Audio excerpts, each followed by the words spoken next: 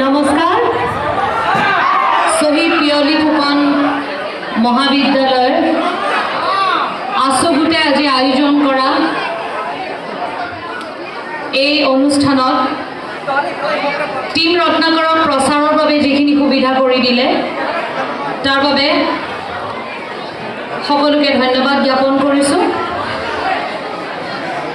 মহাবিদ্যালয়ৰ অধ্যক্ষ প্ৰমুখে শ্ৰদ্ধাৰ শিক্ষাগুৰুসকলক সশ্ৰদ্ধ প্ৰণাম জনাইছোঁ আৰু সকলোকে আমাৰ ফালৰ পৰা বহুত বহুত মৰম।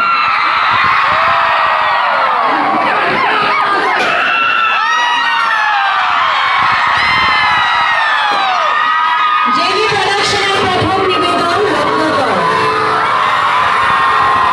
প্ৰযোজনা কৰিছে যতীন বৰা আৰু মই নৱনীতা শৰ্মা বৰাই। পৰিচালনা যতীন বৰাৰ সংগীতেৰে সজাইছে সকলোৰে মৰমৰ শিল্পী জুবিন গাৰ্গে। অভিনয় আছে যতীন বৰা, বৰষাৰাণী বিষয়া, নিশিতা গোস্বামী, সঞ্জীৱ হাজৰিকা, পদ্মৰাজ গোস্বামী, বিষ্ণু খাৰগৰীয়া, হিৰণ্য ডেকা, বহুত দীঘলীয়া লিষ্ট। ৰত্নাকৰ কেতিয়া ৰিলিজ হ'ব গম পাইছানে নাই? নামটিৰ পৰা ক'ত যাব এতিয়া চিনেমা চাবলৈ?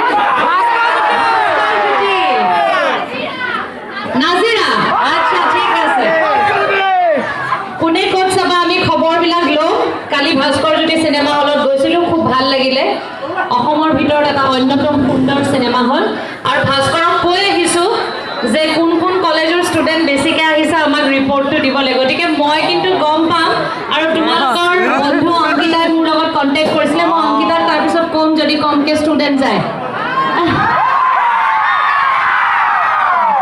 আচলতে আজি তোমালোকৰ অনুৰোধ ৰক্ষা কৰি আমি ইয়ালৈ আহিলোঁ, কাৰণ আমাৰ শিডিউল আজি বেলেগ ফালে আছিলে সোণাৰীত।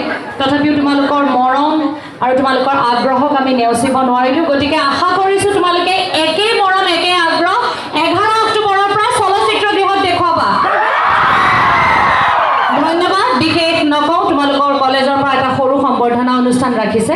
মই ছাত্ৰ একতা সভাক মাইক্ৰফোনটো দিছোঁ, কাৰ্যসূচী চলাই দিব। মহাবিদ্যালয়ৰ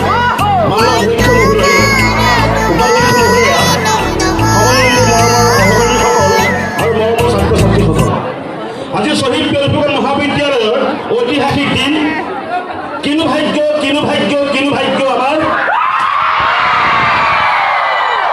আমাৰ স্বপ্নেৰ মানুষ আমাৰ ৰামধেনুৰ মানুষ স্বপ্নেৰ নায়ক নায়িকা আমাৰ মাজত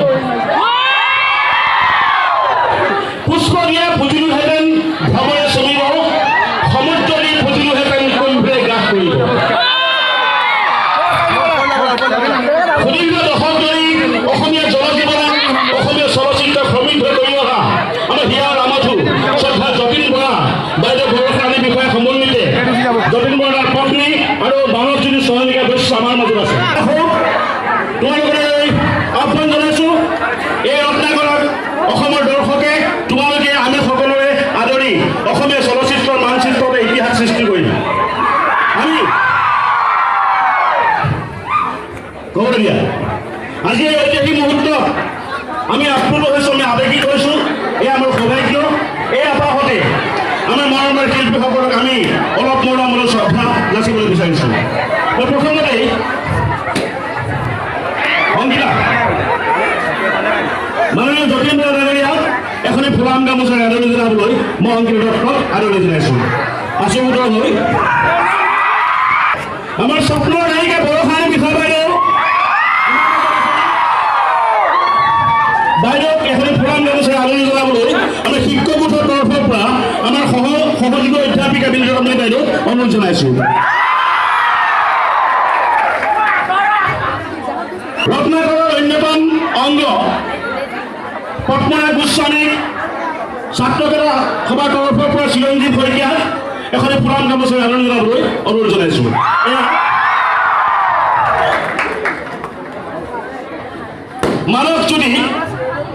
মানৱজ্যোতিক এখনি ফুলাম গামোচাৰ আদৰণি জনাবলৈ মই মহাবিদ্যালয়ৰ আচুগোটৰ অভিজিত বৰুৱাক অনুৰোধ জনাইছোঁ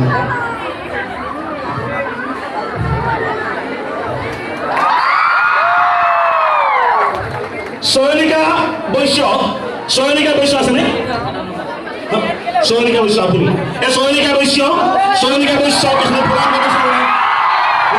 পাপন আদেক মই অনুৰোধ জনাইছোঁ পাপন আদেক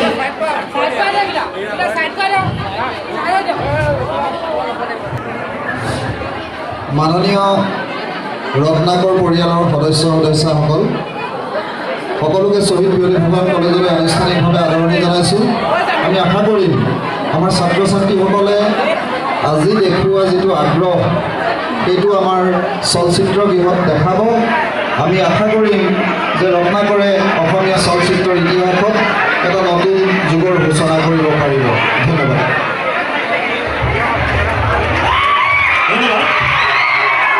আমাৰ দৰ্শকৰ তৰফৰ পৰা আমাৰ শ্ৰদ্ধা যতীন বৰা ডাঙৰীয়াক বক্তব্য আগবঢ়াই এইটো সংলাপ কৰিবলৈ অনুৰোধ জনাইছোঁ চিঞৰটো ইয়াত ঠিকেই লাগিছে হলত এইটো চিঞৰ পামনে নাই 11 অক্টোবৰত এইটো ইয়াত যেনেকুৱা চিঞৰ হৈছে হলতো চিঞৰ মাৰিব লাগিব ভাল লাগিছে আজি এনেকুৱা ধৰণৰ এটা আমি আহি এতিয়া শ্বহীদ বিয়লি ফুকন মহাবিদ্যালয়ত আমি উপস্থিত হৈছোঁ বিশেষকৈ কলেজৰ নামটোৱে মোক বেছি আকৰ্ষিত কৰিছে বিয়লি ফুকনৰ নামত যে এনেকুৱা কলেজ এখন আছে মই শুনি গৌৰৱ অনুভৱ কৰিছোঁ ইয়াত উপস্থিত আমি বেছি দীঘলীয়া নকৰোঁ যিহেতু আৰু বেলেগ কলেজত যাবলগীয়া আছে চিনেমা এখন কৰিলোঁ মই পত্নী আমি দুটাই মিলি প্ৰযোজিতা সকলোৱে সহায় কৰিছে এতিয়া চিনেমাখন 11 অক্টোবৰত তোমালোকে চাব লাগিব এটা ডাইলগ কওঁ দেই ভিক্ষা খোজা নাই কষ্টৰ মূল্য বিচাৰ মৰমেৰে দিলে সসন্মানে গ্ৰহণ কৰি আৰু খঙেৰে দিলে কি কথা দিছোঁ প্ৰত্যেকৰে বুকুৰে বোৱাই নি মৰমৰ কিবা চাব হ'ব লাগে যদি হ'ম মই আজিৰ যুগৰ এতিয়া তোমালোকে গান এটা শুনিবা চাগে